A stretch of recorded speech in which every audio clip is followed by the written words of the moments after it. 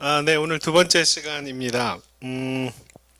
오늘부터 이제 욥기를 하게 될 것 같은데, 욥기가 성경에서 가장 어려운 성경이라고들 많이들 해요. 실제로 어려운 이유들도 제가 설명을 좀 해드리겠습니다. 그런데 오늘은요, 이렇게 뭐 여러 가지 한꺼번에 이야기하는 게 아니라, 딱 요 한 가지만 오늘 제대로 배워간다 라고 생각하시면 될 것 같아요. 뭐냐면 이거예요. 주시니도 여호와시요 거두시니도 여호와시다.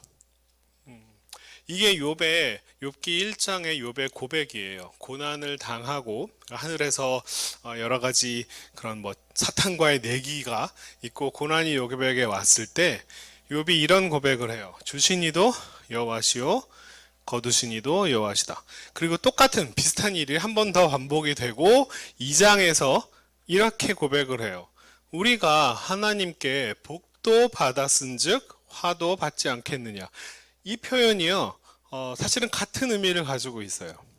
오늘은 이 말이 도대체 무슨 의미냐, 라고 하는 그 한 가지만을 잘 배워가시면 오늘 내용을 다 충분히 잘 이해하신 건데, 이게 왜 그러냐면요, 제가 욥기의 뭐 주석서 정말 욥기를 정말 평생 연구한 학자들이 욥기에 대해서 연구하고 해서 정말 그 풀이한 그런 내용들을 많이 봤는데 그 얻은 것도 이렇게 얘기하면 제가 되게 건방진 얘기인데 이 문장이 무슨 말을 하는지를 제대로 잘 이해를 못하고 네, 뭐 박사학위 논문을 쓰는 그 내용을 읽어봐도 아니 도대체 왜 이 말이 무슨 말인지 이해를 잘 못하지? 라고 생각하는 여러분 이 표현을 잘 이해하면 욥기 전체가 무슨 말을 하는지를 잘 알 수가 있어요.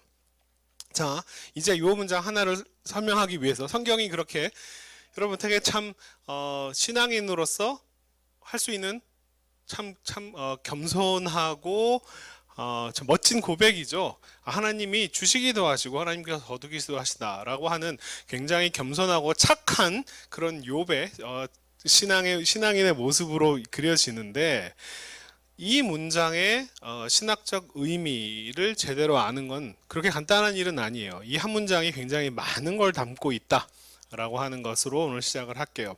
자, 지난 시간 잠언에 관련해서 계속 이야기를 하는 것 중에 이제 신학적으로 가장 인류 역사상 아직도 해결되지 않은 문제입니다. 이 문제는 아직도 해결되지 않은 문제예요. 신학하시는 분들 정말 신앙인으로서도 여전히 같은 고민들을 계속 하시는 것이 바로 뭐냐면 신정론이라고 하는 theodicy라고 하는 건데요. theo는 하나님을 나타내는 표현이고 하나님. 그다음에 디시라고 하는 말은 이제 그리스어로 니케가 뭐냐면 올바르다라는 뜻이에요. 뭐 그리스어로 의라고 하는 뭐또 디카이오스네. 디카이오스 다 이게 다 올바르다라는 뜻입니다. 그러니까 우리 영어 한자로 하면은 신정 하나님은 바르시다라고 하는 거예요. 하나님은 올바르시다. 이게 무엇을 다루는 거냐면 첫 번째로는 하나님이 온 전체 세계를 다 다스리신다.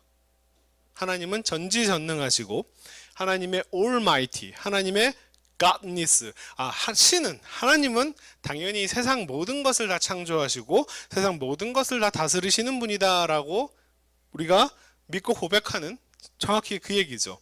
그 다음에 또 하나의 고백이 뭐냐면 하나님은 선하시다. God is good. 하나님은 선하시다 라고 하는 거예요.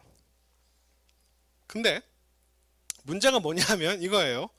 하나님이 모든 세계를 다 다스리시고 그런데 동시에 하나님은 선하시다. 우리가 이 두 고백을 한꺼번에 참 쉽게 하는데 문제는 이 둘 사이가 충돌하는 경우들이 사실 종종 있다는 거예요. 아니 하나님이 선하시면 세상에 어떻게 그렇게 불의한 일, 말도 안 되는 일, 정말 내 아이들이 한꺼번에 내 물에 빠져 죽는 그런 일들이 도대체 어떻게 벌어지는데 라고 이 부분의 사실은 그렇게까지 잘 연결이 되어지 않는다는 게 문제라는 거예요. 평소에는, 우리가 일상을 살아가는 평소에는 하나님께서 모든 걸 다스리시고 하나님 참 선하시다라고 하는 고백을, 이 두 가지가 별로 충돌 안 되게 잘 갈 수 있는데, 어떤 특정한 시점들에서는 정말 그런가라고 하는 질문을 던질 수밖에 없다는 거예요. 도대체 하나님께서 이 모든 것을 다스리신다면 이 정말 이 말도 안 되고 설명할 수 없는, 내가 도대체 받아들일 수 없는 이 고통과 불의와 말도 안 되는 악의 문제를 도대체 어떻게 해결할 것이냐라고 하는 그런 거예요. 자, 잠언은요. 잠언은 이 문제를 이렇게 이야기합니다. 잠언은요. 자, 하나님의 절대 주권, 하나님께서 모든 세계를 다 다스리신다라고 하는 그것을 어떻게 이해하냐면, 하나님께서 이 세상의 패턴을 정하셨다. 우리가 지난 시간에 규범적지에 배웠죠. 하나님께서 패턴을 정하셔서 아침에 해 뜨고 밤에 해가 지고, 봄, 여름, 가을, 겨울에 계절의 변화가 있고, 여름에 가을에 풍성한 음식들이 있지만 겨울에는 춥고 배고프고 하는 그런 시절이 있다라고 하는 이런 모든 패턴을 정하신 분이 하나님이시고, 그 패턴대로 세상이 굴러가니까 하나님께서 정해놓은 패턴이 있는 거를 보면서 하나님이 모든 세계를 다 다스리시는 하나님의 하나님 되심, 하나님의 절대 주권, 세상 어디에도 하나님께서 다스리시지 않는 부분은 없다라고 하는 고백을 하는 거예요. 그 다음에 두 번째는 하나님이 선하시다. 하나님은 선하시다를 어떻게 설명하냐면 바로 뿌린 대로 거둔다라고 하는 그 원리대로, 콩을 심으면 콩이 나오고 팥을 심으면 팥이 나오는 그런 현상들을 보면서, 당연히 그러니까 좋은 것을 심으면 그 결과는 좋고 나쁜 것을 심으면 그 결과는 나쁘다 라고 하는, 그게 바로 인과응보, 권선징악, 영어로 retribution, 그냥 가는 한 대로 돌려받는다 라고 하는 거죠. 이걸로 하나님의 절대 하나님께서는 선하시다라고 하는 걸 설명하는 거예요. 자, 그래서 하나님의 뜻을, 하나님의 그 패턴을 잘 알고 따라 사는 지혜자, 그러면서 동시에 의인, 지혜자 의인에게는 하나님께서 약속하신 보상이 주어지고 인생이 평온하고 문제가 없고, 그리고 그 패턴을 잘 모르거나 아니면은 알고도 따르려고 하지 않은 무지자나 혹은 악인들은 당연히 그 패턴을 따르지 않기 때문에 결과가 좋지 않을 수밖에 없다라고 하는 거예요. 뿌린 대로 거두는 거예요. 그러니까 우리가 잠언에서 이렇게 얘기하죠. 하나님을 경외하는 것이 모든 지식과 지혜의 출발점이다, 시작이다, 근본이다 라고 얘기하는 게, 하나님께서는 이런 패턴을 만드신 분이기 때문에 그 패턴대로 따르지 않으면 이제 망한다. 그렇기 때문에 이 원리 때문에, 이 인과응보, 내가 하나님께서 원하시는 대로 행하지 않으면 나쁜 결과가 주어질 것이기 때문에, 그래서 이 하나님에 대한 두려움, 하나님에 대한 존경 같은 그런 마음이, 우리가 하나님께서 우리에게 뭘 원하시는지를 잘 알고 따라야 되는 어떤 이유, 명분이 되는 거예요. 그래서 겸손이란 뭐냐? 겸손한 신앙인은 하나님의 뜻이 무엇인가를 성경을 통해서, 그 다음에 이 자연의 현상들을 통해서 잘 하나님의 뜻을 잘 알고 그것을 따르려고 하는 사람이 겸손한 신앙입니다. 자, 그런데 우리가 잠언에서 그러면 하나님께서 하나님의 뜻을 우리가 어떻게 알 수 있느냐? 만만치 않은 질문인데, 잠언은 일단 부모 세대가 자식 세대한테 가르쳐 주는 방식으로 되어 있죠. 그러니까 하나님이 성경 말씀을 통해서, 성경의 얘기가 다 그 얘기죠. 야, 너희는 이렇게 살아. 너희들이 이렇게 살았으면 좋겠어 라고 하는 말씀을 계속 하시는 거예요. 하나님의 말씀을 통해서, 특수 계시라고 하죠. 하나님께서 주시는 율법이라고 성경을 얘기합니다. 그냥 성경이에요. 성경을 통해서 하나님께서 하나님의 뜻을 직접적으로 계시하는 거예요. 나는 너희들이 이렇게 살았으면 좋겠어 라고 하나님께서 직접 말씀하시는 거죠. 특수 계시라고 합니다. 일반 계시, 자연 현상들, 하나님께서 창조하신 이 패턴들을 보면서 하나님이 우리에게 이렇게 살기를 원하는구나 라고 하는 것을 이것도 하나님의 계시의 방법인 거예요. 이거 말고 다른 계시가 하나 있긴 하죠. 직통 계시라고, 소위 말하는 직통 계시, 하나님께서 이렇게 직접적으로 알려주시는. 엄밀하게 신학적으로 그 직통 계시는 하나님의 신학적인 입장에서 계시 안에 포함시키지는 않아요. 왜냐하면 그게 과연 정말 하나님의 뜻인지 아닌지를 확인할 방법이 없으니까. 그죠?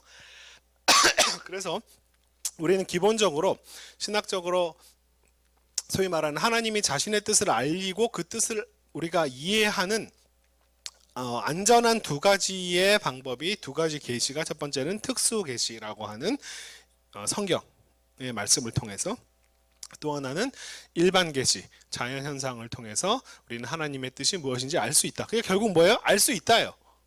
하나님의 뜻이 어렵지만 하나님의 뜻을 아는 것은 그렇게 쉬운 일은 아니에요. 어렸을 때 젊은 애들은 잘 몰라요. 열심히 배워야 됩니다.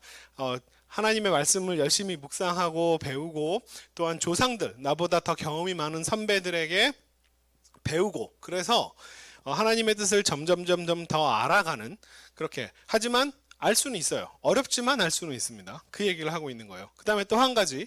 자, 이렇게 좋은 것과 나쁜 것, 보상과 징벌이 분명하기 때문에 뭐가 제일 중요하냐면 무엇이 좋은 것인지 무엇이 나쁜 것인지가 기준이 명확해요. 분명합니다. 그러니까 사실 잠언이 그런 면에서 쉬워요. 네? 쉬워요. 기준이 분명하니까.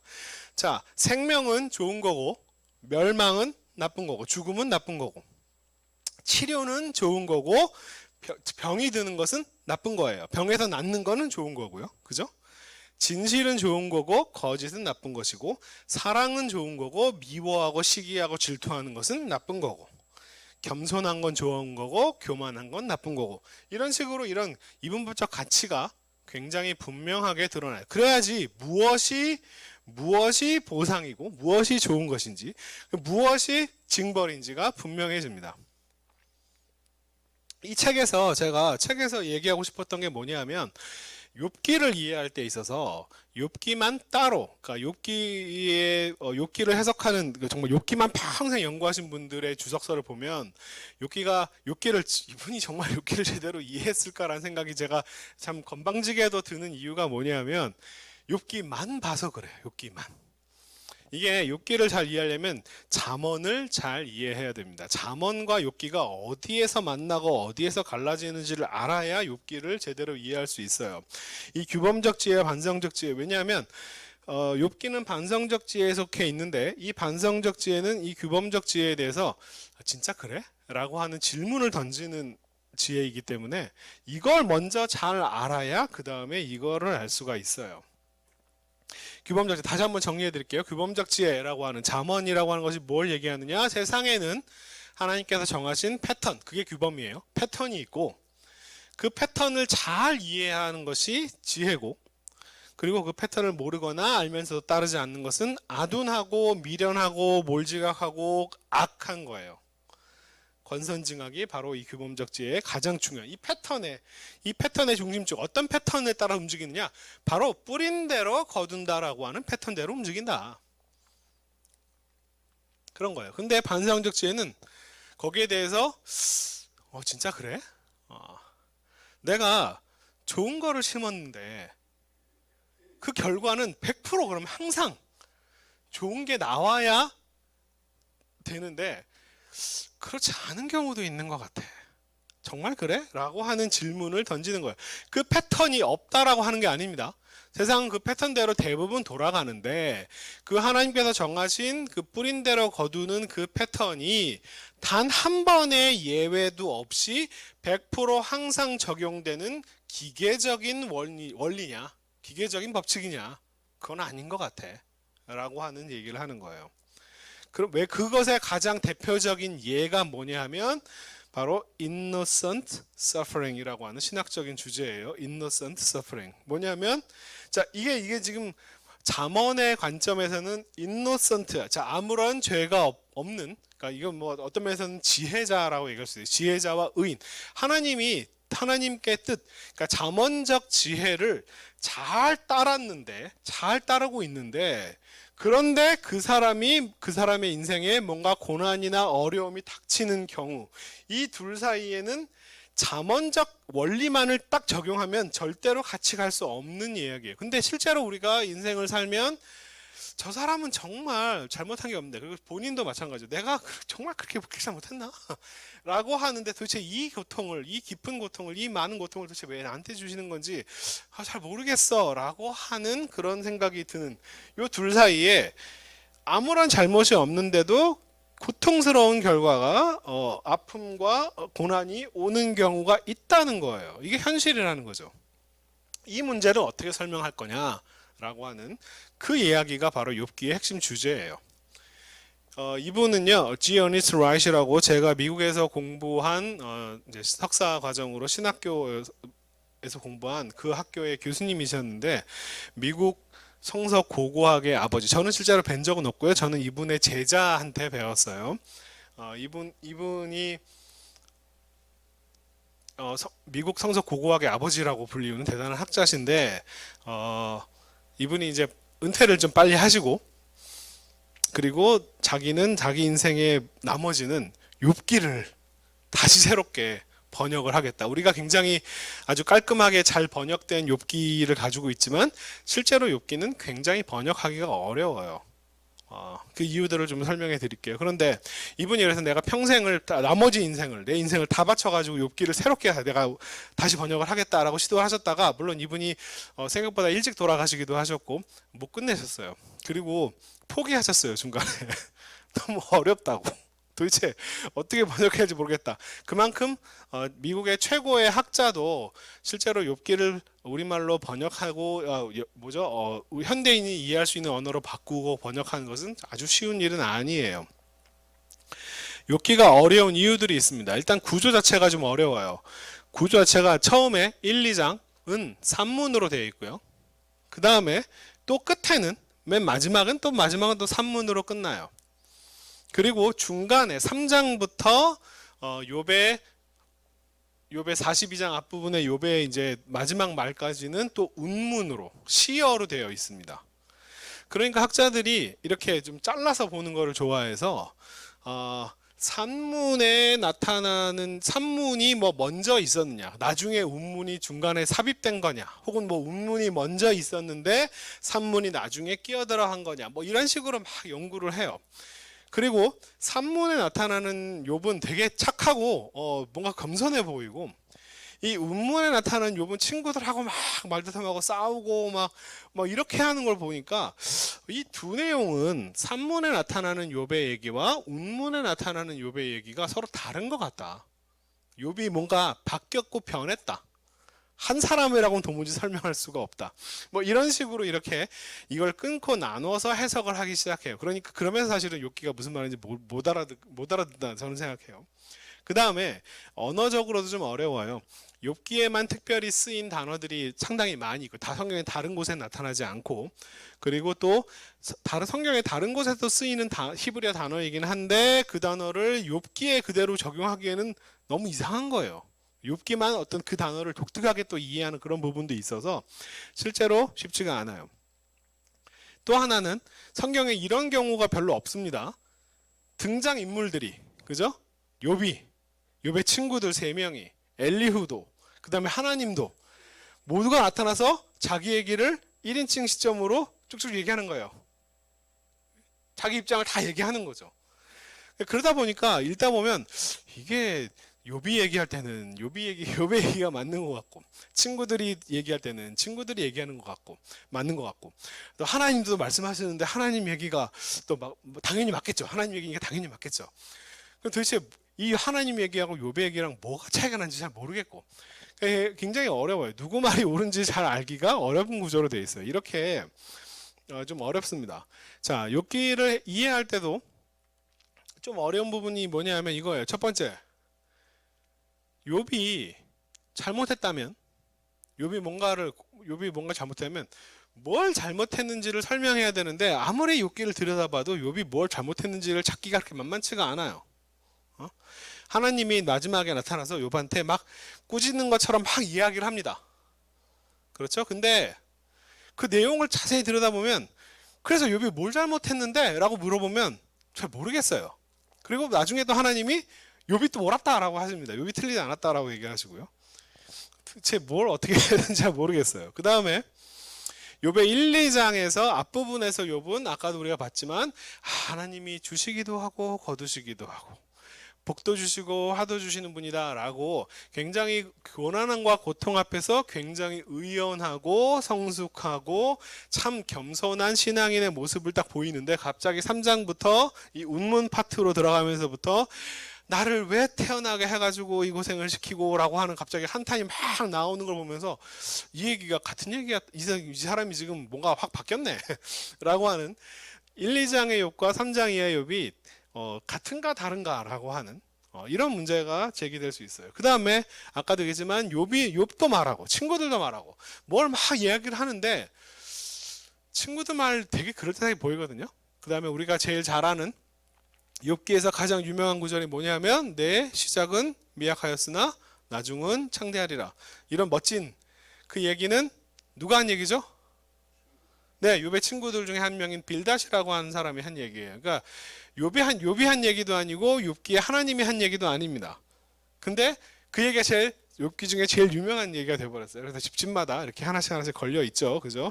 새로운 뭔가 사업을 시작하는 분에게 이렇게 하나씩 시작은 미약하였으나, 교회가 개척교회 처음 시작할 때도 이렇게 앞에다 하나 붙여놓고, 자, 그런데 그거는 욥의 말도 아니고 욥의 친구의 말도 아니에요. 그리고 하나님이 마지막에 42장에서 욥의 친구들한테 뭐라고 얘기하죠? 너희 틀렸어 라고 얘기를 하죠, 그죠? 그러니까 이게 우리가 성경을 읽을 때 그냥 성경에 있으면 그게 다 하나님 얘기 같아요, 그죠? 근데 그게 아무거나 이렇게 끄집어내가지고 듣기 좋은 말이라고. 근데 제가 왜 그게 듣기 좋은 말인지 설명해 드릴게요. 욥의 친구들의 말은 사실은 굉장히 잠언스러운 이야기를 하고 있는 거예요. 잠언스러운 이야기를 하고 있습니다. 잠언에 있는 얘기랑 비슷해요. 우리가 잠언에 굉장히 익숙합니다. 그러니까 잠언의 관점으로 욥기를 읽다 보니까 친구들 말이 되게 솔깃하고 정말 더 그럴듯해 보이는 거예요. 자, 근데 하나님이 이제 딱 나타나서 얘기를 했습니다. 마지막에 이제 드디어 욥과 친구들 사이에 막 논쟁을 하는데 맨 마지막에 하나님이 딱 나타나가지고 이제 문제를 해결하실 분이 나타났어요.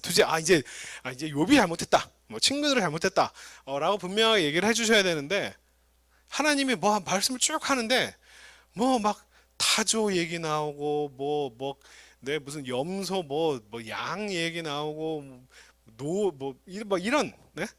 엉뚱한 얘기를 하세요. 도대체 이걸 봐서 도대체 누구 말이 맞는지를 알 수가 없는 거예요. 그러니까 이 말에 하나님께서 하신 말씀의 뜻이 무엇인가를 아는 것도 이것도 굉장히 어려운 부분입니다. 많은 분들이 성경을 해석하시는 분들이 이 말의 의미를 잘 이해를 못하는 경우도 있고요. 잘 이해를 하는데도 이 말이 실제로 욥기 안에서 어떤 역할을 하고 있는지를 또 잘 모르는 경우도 있고. 내가 설명해 드릴게요.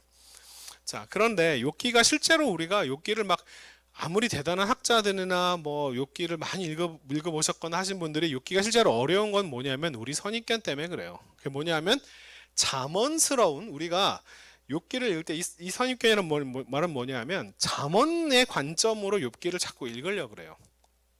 그것 때문에 어려운 거예요. 자, 욥기를 읽는 첫 번째 열쇠. 이렇게 하면 욥기가 이해가 되기 시작합니다. 첫 번째가 뭐냐면 첫 번째 구절. 욥이 처음 시작하는 첫 번째 구절을 대충 읽으면 안 됩니다. 거기에 욥이란 어떤 사람인가라고 하는 것이 딱 설명이 되어 있어요. 뭐냐? 처음에 시작하죠. 우스 땅에 욥이라고 불리우는 사람이 있었는데 그 욥이라고 하는 사람은 어떤 사람인지를 설명합니다. 첫 번째, 온전하고 정직하여 하나님을 경외하고 악에서 떠난 자다. 네. 이 표현의 의미를 살펴볼게요. 그 다음에 나오기가 자식이 10명이나 아들 7, 딸 3. 자식도 많고, 그 다음에 가진 것도 많고 라고 이렇게 쭉 설명해요. 동방 사람 중에 가장 훌륭한 사람이다. 자식들이 잔치를 벌려서 서로 함께 먹고 마시고, 그런데 그럴 경우에 욥이 얘네들이 혹시나 하나님을 망령되이 하나님께 잘못을 범할 수 있기 때문에 제사를 드리고 내 아들이 죄를 범해서 마음으로 하나님께 잘못을 범하지 않았을까 하는 그런 두려운 마음으로 항상 욥이 그렇게 행동을 했다라고 하는 게 욥기 1장의 욥을 설명하는 구절이에요. 욥이란 이런 사람이다. 그런데 우리가 현대인이거든요. 우리는 현대인이라서 뭐가 익숙하냐 하면 캐릭터의 성장과 변화, 그리고 막판 반전, 그죠? 드라마 같은 거 보시면, 그죠? 뭐 제가 드라마를 본 지가 좀 돼서 스카이 캐슬 뭐 이런 드라마 제가 재밌게 봤던 드라마 중에 거기서 하나가 뭐 부모가 자식들을 이렇게 좋은 대학에 보내고 인생에 성공을 시키는 게 목적으로 정말 막 오만 그런 걸 다 해서 자식을 공부를 시키고 하는데 결국 이 아이들이 겪는 아픔과 고통과 뭐 심지어 죽음과 뭐 이런 걸 통해서 세상에 그런 것보다 훨씬 더 중요한 가치들이 있구나라고 하는 것을 깨닫고 변화되는 것, 그죠? 우리는 그런 데 되게 익숙해요. 드라마적으로 성경을 많이 이해합니다.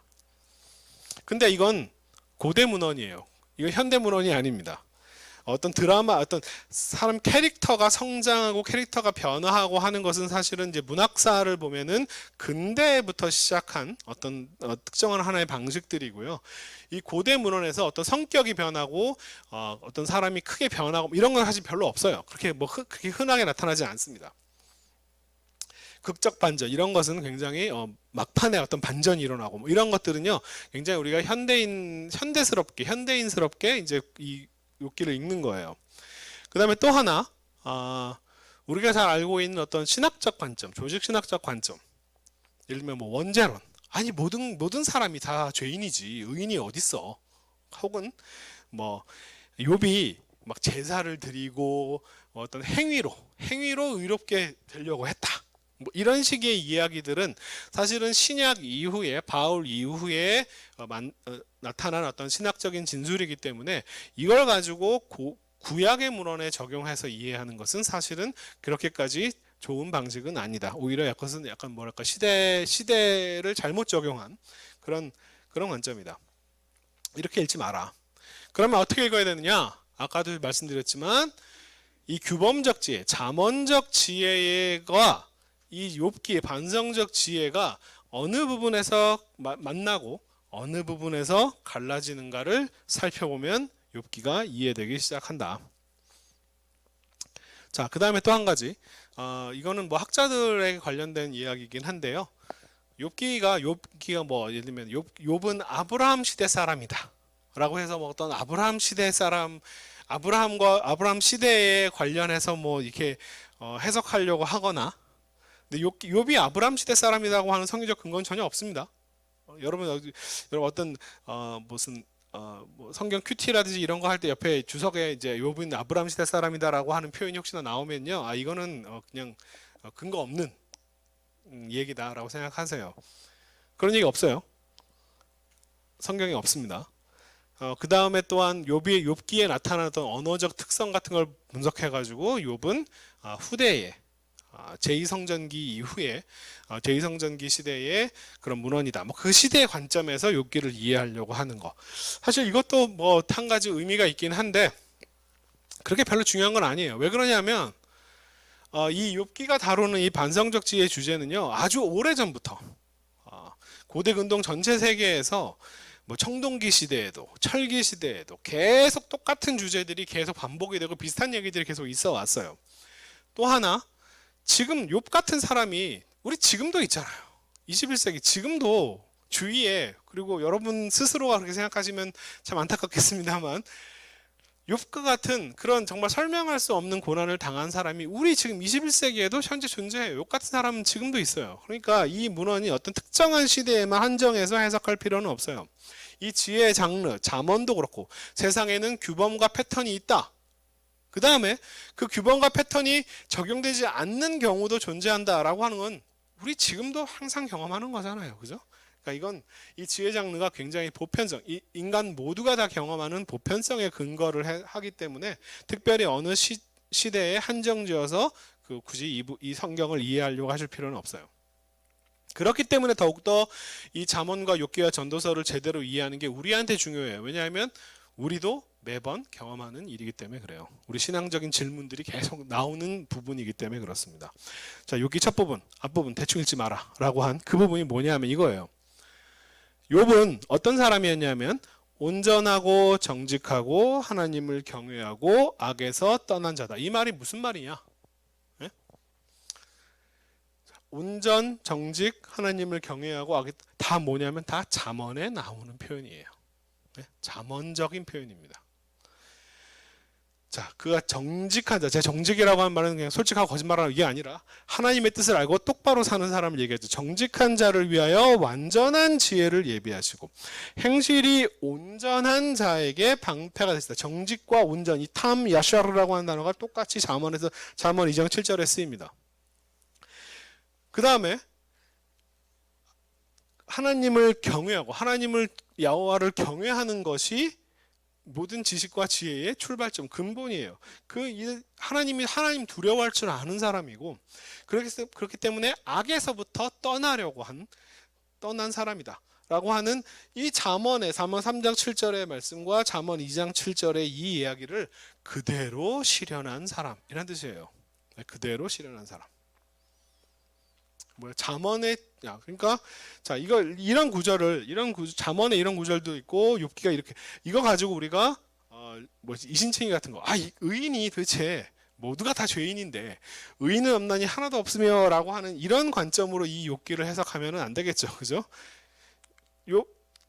욥기는 뭐냐면 잠언을 바탕으로 잠언에 이렇게 살아라라고 잠언이 우리한테 얘기했는데 욥은 어떤 사람이냐?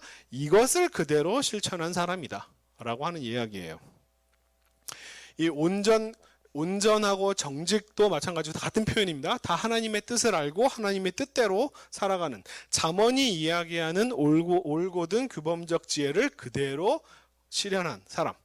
그리고 그 다음에 나오는 자식이 이렇게 10명이나 있고, 그죠? 아들 7, 딸 3, 그 다음에 소유물이 이렇게 7천만, 3천만 이런 숫자들이 주는 어떤 그런 의미들이 있겠죠. 이 얘기들 다 결국 뭐냐 하면, 이 지금 시편 1편에 나오는 하나님의 지혜를 잘 알고 따르는 의인들에게 하나님께서 시냇가에 심은 나무가 철을 따라 열매를 맺고 엽사귀가 마르지 않음 같이 그가 하는 모든 일이 다 형통하였다라고 하는 그의 인생이 얼마나 형통했는지 하나님께서 그에게 축복을 주셨는지에 대한 설명이에요. 그렇죠? 그 다음에 이 자녀들이 막 먹고 마셨다. 그래서 얘네들이 또 이 자녀들이 또 막 또 술 먹고 또 막 뭘 했네. 이렇게 생각하시면 안 되고요. 이 자녀들의 자녀들의 화목은 잠언에서 굉장히 중요한 하나님의 축복이에요. 자녀들 사이에 서로 친밀하고 교제하고 하는 그런 부분들이 굉장히 중요한 거고. 또 하나 욥이 제사장도 아닌데 욥이 무슨 제사를 드렸다. 이게 문제다. 이렇게 얘기하는 사람도 있는데 아니에요. 그렇지 않습니다. 이게 지금 뭘 얘기하고 싶은 거냐 하면 내 자식들이 혹시나 하나님께 뭔가 잘못을 저지르지 않았을까? 자, 욥은 어떤 사람이었냐면 하나님의 뜻을 알고 그 뜻대로 정말 열심히 충실히 잘 사는 사람인데 그런데 잠언에 이렇게 얘기하죠. 스스로 지혜롭게 아무리 네가 하나님의 뜻을 잘 알고 그것을 따랐다고 하지만 그러니까 나는 이제 지혜로운 사람이야. 하나님께서 원하시는 그때로 살아가는 사람이다 라고 스스로 그렇게 생각하지 마. 항상 하나님을 두려워하고 내가 혹시나 하나님의 뜻에 맞지 않게 살아갈 수도 있으니까 악에서 떠나려고 노력을 해라 라고 하는 이 구절을 그대로 실현했다라고 하는 표현이에요. 근데 잘못한 게 없지만 혹시나 그래도 하나님 보시기에 잘못할 수도 있으니 거기에 맞춰서 하나님 우리가 잘못한 게 있으면 우리가 알지 못하게 지은 죄가 있으면 용서해 주세요 라고 하는 그 관점으로 욥은 지혜자이면서 또한 하나님을 경외한 그런 사람이었다. 하나님을 두려워한 사람이었다라고 하는 설명이에요. 여기까지가 욥의 캐릭터 설명입니다.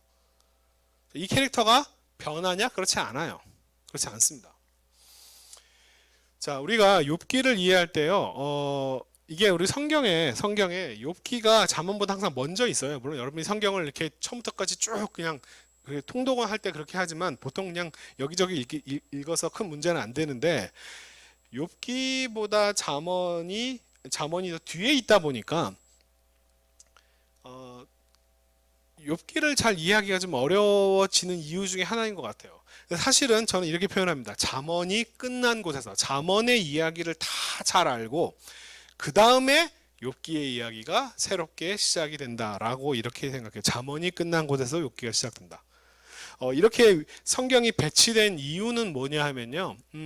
기독교 성경은 좀 역사적인 관점으로 분류를 해놨어요.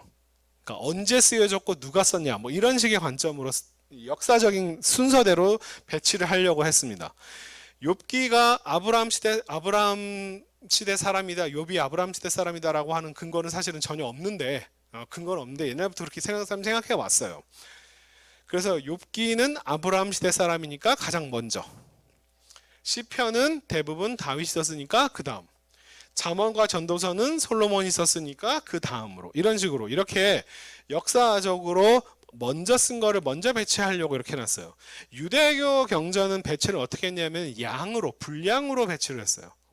양이 많은 거를 앞에다가 시편이 150편 제일 많으니까 앞에다가 욥기가 42장 그 다음 잠언은 31장 그 다음 전도서는 12장 이렇게 양으로 이렇게 배치를 해놨습니다. 양 많은 걸 앞에 놔둔 거예요. 그러다 보니까 욥기가 잠언 앞에 있다 보니까 좀 욥기를 잘 이해 못하는데 잠언 다음에 사실은 욥기가 있어야 그 다음 이야기를 사실 할 수 있는 거예요. 뭐냐면 이겁니다.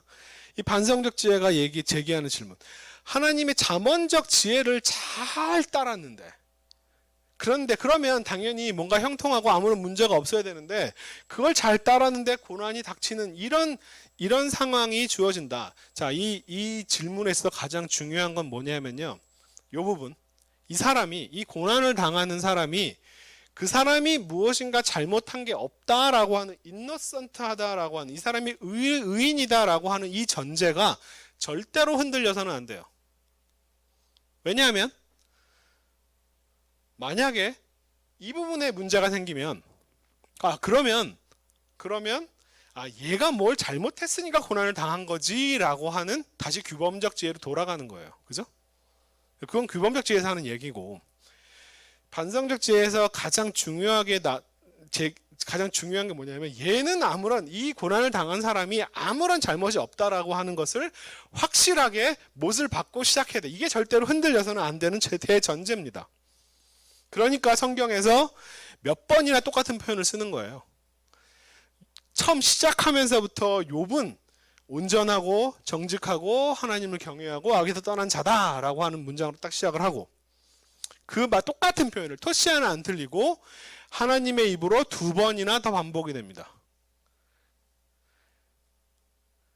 야, 내가 세상을 봤는데 내 종 욥 걔는 온전하고 정직하여 하나님을 경외하고 악에서 떠난 자다. 그 정도로 할 수 있는 사람은 아무도 없다. 2장 3절 온전하고 정직하여 하나님을 경외하며 악에서 떠난 자가 세상에 없다. 자, 똑같은 표현을 2번이나 하나님의 입으로 총 3번을 반복하는 거예요. 뭐예요? 욥이 고난을 당하는데 욥이 뭔가 잘못해서 고난당하는 게 아니야 라고 하는 것을 확실하게 도장을 여러 번 찍는 거예요. 여러분 욥기를 읽을 때 많은 분들의 친구들의 말이나 하나님의 말이나 뭐 막 다 뒤져가지고 결국 뭘 찾으려고 하냐면 그래서 욥이 뭘 잘못했을까를 자꾸 찾아요. 네? 그 관점 자체가 잘못했어요. 그걸 찾으시면 안 돼. 찾을 필요가 없는 얘기예요. 네?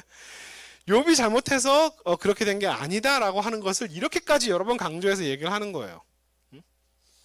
그러니까 욥기를 읽으면서 욥이 뭘 잘못했을까를 자꾸 찾으려고 하는 거는 욥기를 전혀 잘못 이해하고 욥기를 보는 거예요. 그러면서 이제부터 6절부터 5절까지가 사실은 욥기의 대전제이자 잠언의 이야기가 한 번 더 반복되는 지점이고요. 1장 6절부터 이제 새로운 이야기가 시작됩니다. 욥기의 새로운 이야기가 잠언에서부터 갈라지는 지점이 생겨요. 그 첫 번째가 어디냐 하면 하늘에서 벌어지는 일입니다. 자, 여러분 잠언을 한번 쭉 다 읽어보세요. 잠언이 되게 어떤 영적 지혜를 주는 것 같아 보이지만 여러분 잠언을 잘 읽어보시면 하늘에서 벌어진 얘기에 대해서는 단 한마디도 언급이 없어요. 하늘나라의 얘기가 없습니다. 이 땅에서 살아가는 이야기, 이 땅에서 어떠한 자세로 어떠한 태도로 살아가야 되느냐의 이야기가 대부분이에요. 하늘나라에서 벌어진 이야기가 없어요. 근데 여기서부터 잠언은 처음부터 하늘의 이야기로 시작을 합니다. 6절부터 이제 이거는 잠언에 없는 이야기가 등장하기 시작하는 거예요. 저 하늘나라에서 하나님의 아들들이 여호와 앞에 섰고로 시작합니다. 우리는 굉장히 궁금하죠. 하나님의 아들들은 또 뭐야? 천사들인가? 우리는 되게 궁금해요. 그죠? 근데 성경은 거기에 대한 설명이 없어요. 그 뭐냐? 그게 별로 중요한 게 아니에요. 그리고 하나님의 아들들이 무슨 행위를 하나요? 뭐 말을 하나요? 아무것도 안 해요. 아무것도 안 해요. 그러니까 하나님의 아들들은 일종의 정말 들러리입니다. 들러리. 무슨 역할을 하느냐 하면 이 하나님의 아들들이 하는 역할은 뭐냐 하면 하나님이라고 하는 존재를 되게 높여드리는 역할을 하고 있는 거예요. 하나님이 그냥 혼자 계신 게 아니라 쫙 수하들을 쫙 거느리고 있는, 저 하늘에서 수하들을 쫙 거느리고 있는 대단하신 분이다라고 하는 걸 설명해주는 하나의 그냥 들러리에 불과해요. 이게 잠언하고 무슨 차이가 있냐면 잠언에서는 어떻게 등장하냐면 아버지가, 그죠? 아버지가 자식에게 야 이렇게 하는 게 옳아라고 이야기하는 것처럼 상당히 가까운 하나님의 모습을 보여주는데, 욥기의 하나님은 처음부터 저 하늘에 쫙 하나님 자녀들을 쫙 다 둘러싸 놓고 있는 아주 대단하신 분으로 등장해요. 하나님과 인간 사이의 거리를 이 반성적지에는 훨씬 더 멀게 만들어요. 이게 핵심이에요. 그 역할을 하기 위한 거예요. 하나님의 아들들은 욥기 전체에서 아무런 언급, 말도 한마디 안 하고 아무런 행동도 하지 않아요. 역할이 뭐냐? 하나님이 얼마나 높으신가, 하나님의 절대 주권, 하나님의 하나님 되심을 강조하기 위한 들러리 역할밖에 안 해요. 그러니까 우리는 궁금하죠. 하나님의 아들들이 도대체 뭐냐? 우리의 궁금함이고 성경은 별로 궁금해하지 않아요. 거기 중요한 게 아니에요. 저는 성경이 중요하지 않게 생각하는 부분에 너무 여러분들이 성경 읽을 때 에너지를 쓰실 필요는 없다라고 생각을 합니다. 성경이 자세하게 설명하지 않은 건 왜 그럴까요? 별로 중요하지 않아서 그런 거예요. 성경이 여러분 정말 중요한 얘기는요, 성경은 2번, 3번, 4번, 5번, 6번 여러 번 반복하기를 주저하지 않아요. 그런데 성경이 뭔가를 잘 설명하지 않았다라고 하면 우리는 사실은 궁금하죠. 우리는 성경의 빈자리를 궁금해하게 생각하는데 그 빈자리에 너무 초점과 관심을 너무 두지 마세요. 여러분 성경을 해설하시는 분들 중에, 성경을 해석하시고 설교하시고 하는 분 중에 성경이 설명하지 않은 빈자리들을 잘 메꿔주고 잘 설명해주는 사람들이 있어요. 우리는 그런 사람들을 되게 좋은 성경 교사, 설교자, 목사라고 생각을 합니다. 저는 그렇게 생각하지 않아요. 저는 오히려 반대예요. 우리가 성경이 설명하지 않는 부분에 너무 지나치게 관심을 두면은요, 성경이 진짜 하고 싶은 이야기를 잘 놓치게 돼요. 중요한 건 뭐냐면 성경이 어떤 이야기를 반복하고 강조해서 이야기하느냐에 초점을 둬야 되지, 성경이 강조하지 않고 초점을 두지 않고 있는 지점에 자꾸 관심을 갖게 되다 보면 성경이 무슨 얘기하는지 잘 모르게 됩니다. 좋은 설교자는 성경이 설명하지 않은 부분은요, 그냥 그건 난 몰라라고 이야기하는 사람이 좋은 성경 해설자예요. 성경이 무엇을 강조하고 무슨 이야기를 하고 싶은가를 거기에 초점을 두고 거기에 관점에서 이야기를 하는 게 좋은 성경 해설자예요. 자, 성경이 별로 하나님의 아들들의 관심을 두지 않습니다. 그러니까 여러분도 크게 관심을 두지 않는 게 좋아요. 사탄입니다. 이제 사탄은 하나님의 아들들보다 훨씬 더 많은 역할을 하죠. 하나님한테 대화도 하고요. 그죠? 하나님과 대화도 하고 가장 중요한 질문을 던지기도 합니다. 그리고 사탄이 도대체 하나님의 아들 중에 하나인가 아닌가 뭐 이런 거 가지고 그렇게 막 얘기할 수 있어요. 근데 별로 성경에서는 거기에 대해서 그렇게 큰 의미를 두지는 않아요. 하나님과 직접적으로 1대1로 대화도 하고요. 정말 땅을 두루 돌아다니기도 하고 그다음에 논리적으로 하나님을 설득하려고 합니다. 아니 하나님, 욥이라고 하는 게 걔가 아무리 그렇게 하나님을 경외하고 훌륭하지만 걔가 아무런 이유 없이, 까닭 없이, 아무런 이유 없이, 아무런 대가를 바라지 않고 하나님을 그렇게 경외할 수 있겠습니까? 그렇죠? 이게 뭐냐면 바로 인과응보 원리를 정확하게 얘기하는 거예요. 욥이 제가 하나님을 경외하는 이유는요, 하나님께서 축복을 주셨기 때문입니다. 그리고 욥이 하나님을 경외하는 이유는 저 축복을 받기 위함이에요. 욥이 왜 좋은 것을 심었느냐? 좋은 열매를 기대하기 때문입니다. 만약에 욥이 하나님께서 욥에게 욥이 좋은 거를 심었는데 결과를 나쁘게 만들어 주시면 욥이 좋은 거를 더 이상 안 심을 거예요. 라고 얘기하는 거예요. 이걸 좀 현대어로 바꿔서 얘기해 볼까요? 욥이 이 까닭없이라고 하는 단어가 욥기의 핵심 단어입니다. 욥기 핵심 단어예요. 흰남이라고 하는 단어인데 은혜라고 하는, 우리가 은혜를 뭐라고 하죠? 하나님께서 우리에게 그냥 값없이 공짜로, 은혜라는 단어가 공짜로라는 뜻이거든요. 공짜로 주시는 것이에요. 근데 욥이 하나님을 경외하는데 욥이 공짜로 그렇게 했을 리가 있겠습니까? 아무런 대가를 바라지 않고 그렇게 뭔가 바라는 게 있는 거죠. 그걸 현대어로 바꾸면 신앙은 뭐냐? 신앙은 투자다. 그죠? 신앙은 투자다. 뭔가를 내가 11조를 왜 내느냐? 그거보다 더 큰 복을 받으려고 11조를 투자로 내는 거예요. 그죠? 신앙은 투자다라고 얘기하는 게 뭐예요? 사탄의 얘기입니다. 사탄의 얘기예요. 사탄이 여러분들이 교회를 열심히 다니고 하나님께 봉사하고 교회에서 막 열심히 봉사하고 헌금하고 하는 이유가 뭐냐면 복 받으려고 저러는 거지. 대가를 원해서 저러는 거지. 근데 그 대가를 주지 않으면 하나님을 더 열심히 섬기고 뭐 교회를 열심히 다니고 헌금을 열심히 할 필요가 전혀 없어라고 얘기하는 게 누구의 신학이냐면 사탄의 신학입니다. 네? 거기에 대해서 욥의 대답을 잘 보세요. 자, 그래서 이제 욥과 하늘나라의 사탄과 하나님의 내기가 시작됩니다. 그런데 여러분 중요한 건 뭐냐면요, 사탄의 역할을 너무나 크게 의미를 부여하지는 말아주세요.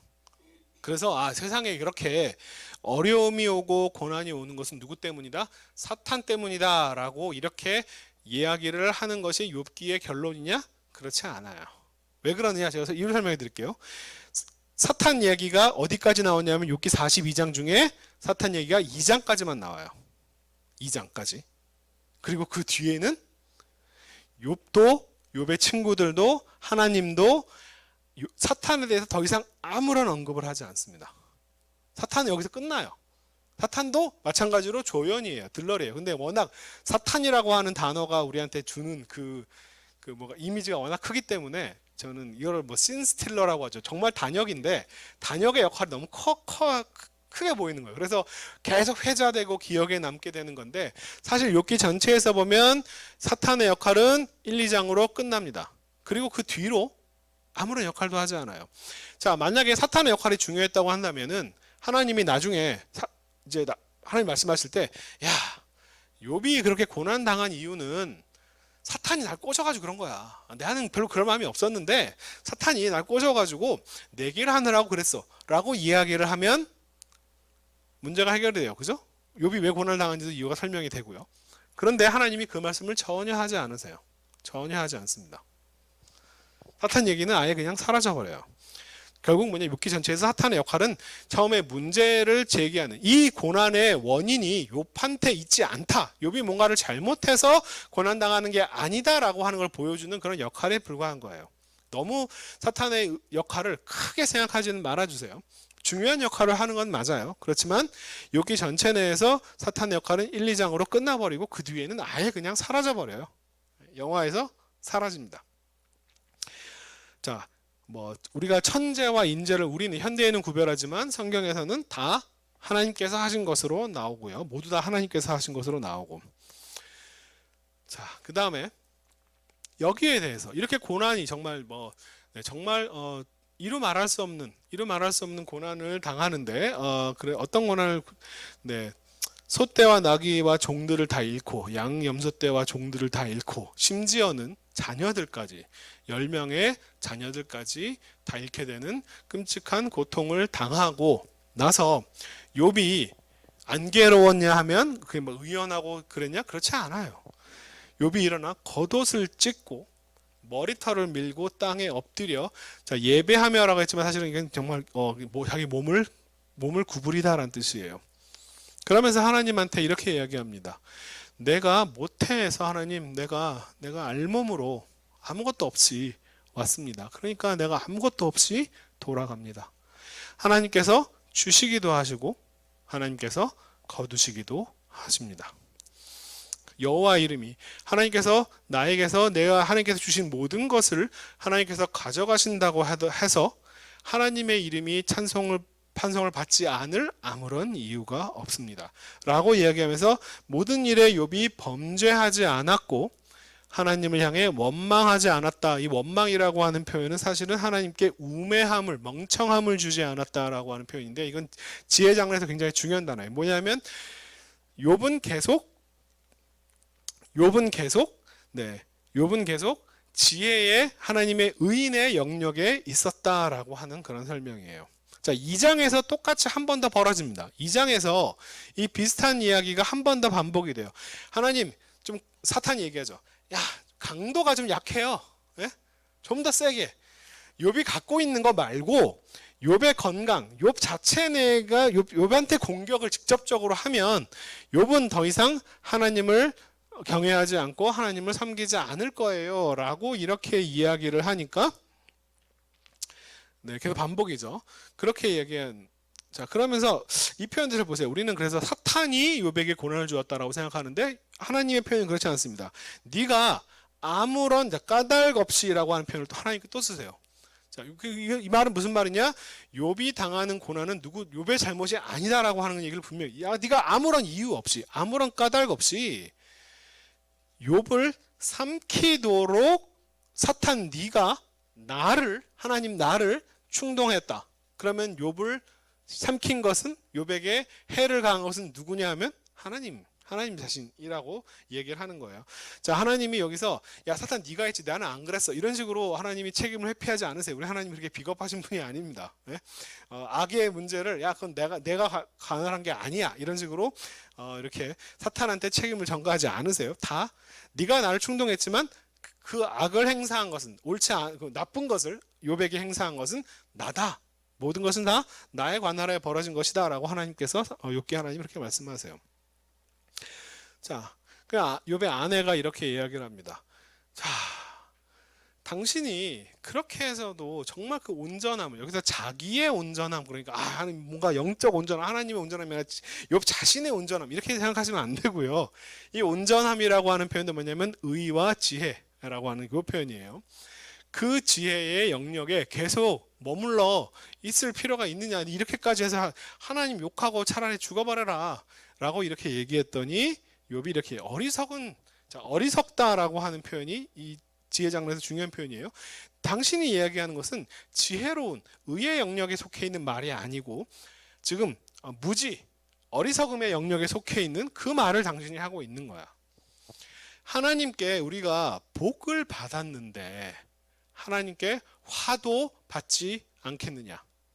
그러면서 마지막으로 아무런 범죄를 하지 않았다. 의 결과예요. 자, 이 결론은 뭐냐면 욥은 이런 고난을 겪어서도 욥은 아무런 잘못을, 자, 인노선트한 상태에서 원래는 복이 와야 되는데 사탄의 질문은 뭐였냐면 여기에서 이 사람들이 이렇게 의인으로 지혜자로 남아있으려고 하는 것은 하나님께서 복을 주시는 거기 때문에 복을 빼앗고 거기에다가 고난과 고통을 주면 더 이상 이 상태로 남아있지 않을 겁니다 라고 얘기했는데 지금 결론이 두 번에 걸쳐서 버린 이유로 욥은 이렇게 했는데 근데 그 결과가 suffering, 고난이었음에도 불구하고 여전히 욥은 의인 지혜자의 영역에 남아 있었다라고 하는 것이 욥기 1, 2장의 결론이에요. 결론입니다. 자, 여러분 이 이야기를 이 잠언의 이야기하는 것과 관련해서 잘 생각해 보세요.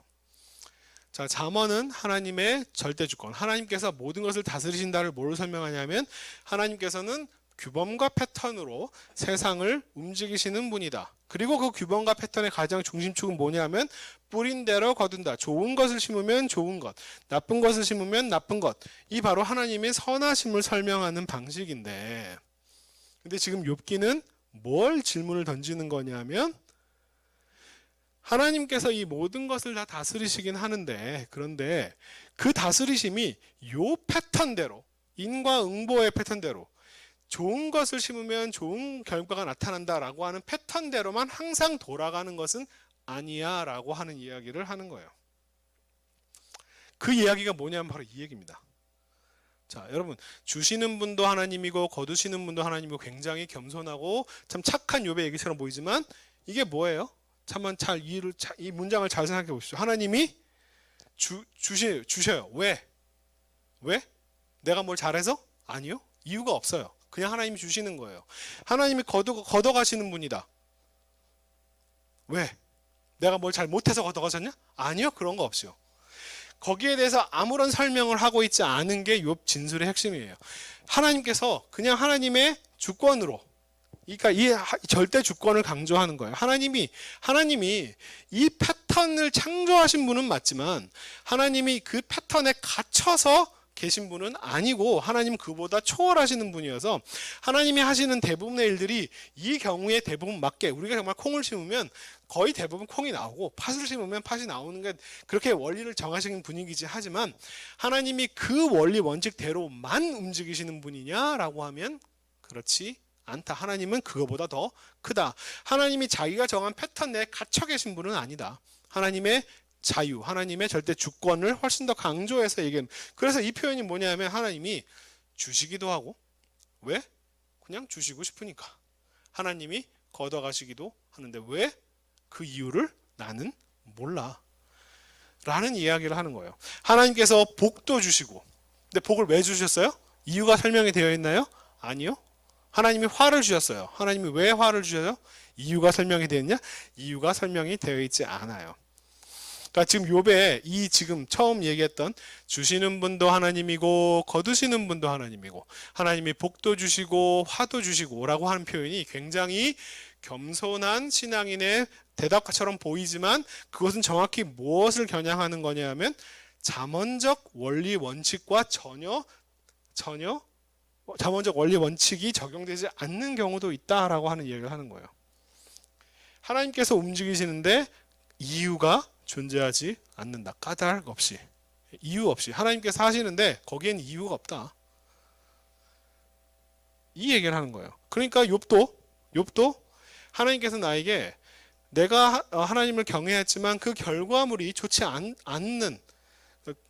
않다고 할지라도 그 이유 때문에 하나님을 버리는 게 아니라 그 이유에도 불구하고 결과가 좋지 않더라도 여전히 하나님을 경외하는 의인과 지혜자로 남아 있었다. 까닭 없이 욥의 신앙도 이유가 없다라고 하는 이야기를 하는 거예요. 자, 이게 이 지금 주시는 분도 거두시는 분도 이 표현이 정확히 지금 잠언을 겨냥해서 하는 얘기입니다. 잠언적 원리에 적용이 안 되는 얘기예요. 하나님이 그래 주시기도 하고 하나님께서 걷어가시기도 하고 하나님이 나한테 복도 주시고 화도 주실 수 있는 분이다. 왜? 그건 하나님 마음이지 라고 이렇게 이야기하는 거예요.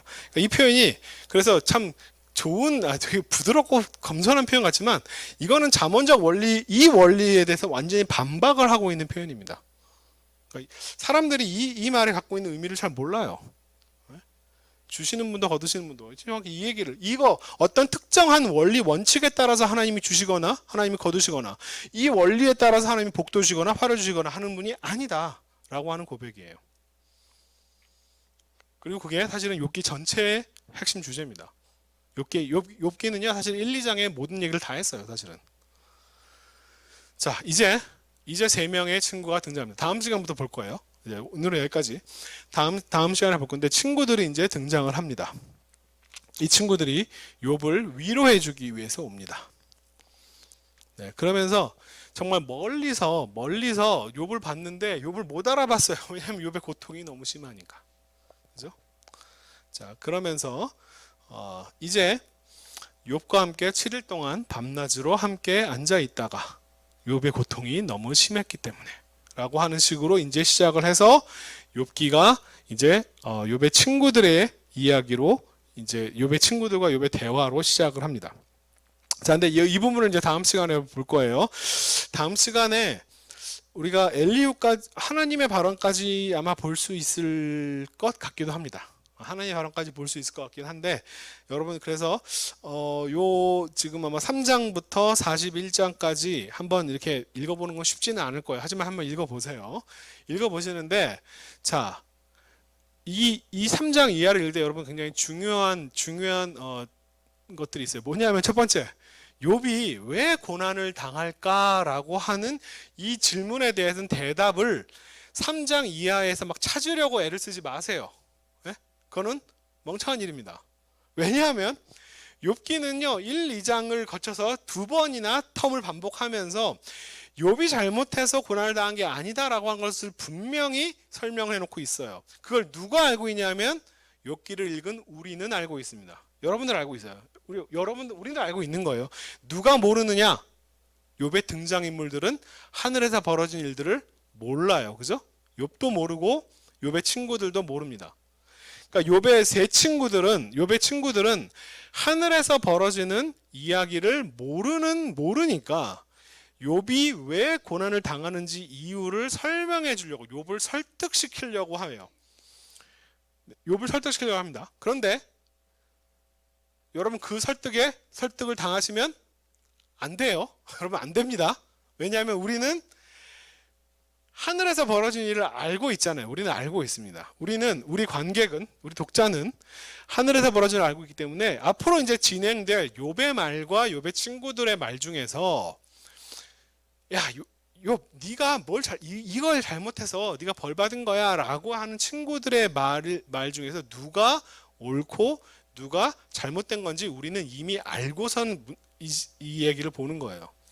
그러니까 여러분 친구들의 말에서 욥이 뭔가 잘못했나, 또 엘리후의 말이 또 등장하는데 엘리후는 또 뭔가 다른 관점으로 얘기하는 것처럼 보이는데 그럼 욥이 뭘 잘못했다 거기서 막 찾으려고 하거나 또 하나님이 딱 등장해서 하나님이 쫙 말씀하는 그 내용을 통해서 욥이 이걸 몰랐고 이걸 잘못했구나 라고 하는 걸 거기서 찾으려고 하면 안 돼요.